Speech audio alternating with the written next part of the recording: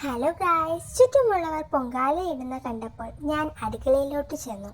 അവിടെ ചെന്നപ്പോൾ അരിയും ശർക്കരയും നെയ്യും പഴവും ഏലക്കയും ചുക്കുപൊടിയും ഒക്കെ എന്നോട് പറയാൻ എന്നെ എടുത്തോളൂ.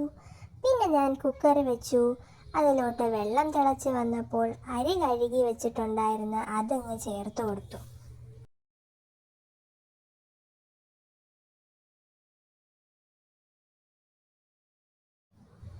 നെയ്യിട്ടു, ഏലക്ക ഇട്ടു, കുക്കർ അടച്ചു, വിസിൽ അടിക്കാനായിട്ട് കാത്തിരുന്നു.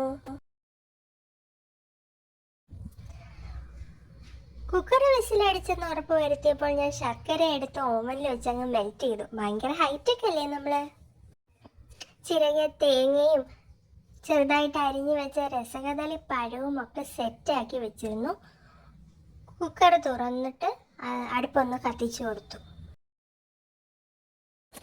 കുറച്ചും കൂടി ഏലക്ക പൊടിച്ച് വെച്ചിട്ടുണ്ട്, അതും കൂടെ ചേർത്തിട്ട് ഇത് തിളച്ച് വന്ന സമയത്ത് ഞാൻ നമ്മുടെ ശർക്കര അങ്ങ് ഒഴിച്ചു കൊടുത്തു.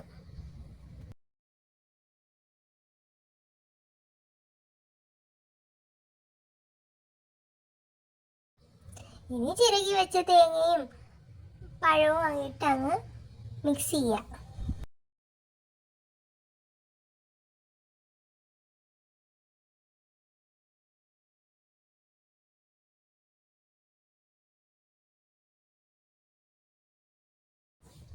കുറച്ച് ചുക്കുപൊടിയും കൂടെ ഞാൻ ചേർത്ത് നന്നായിട്ട് ഇളക്കി കൊടുത്തിട്ടുണ്ട്.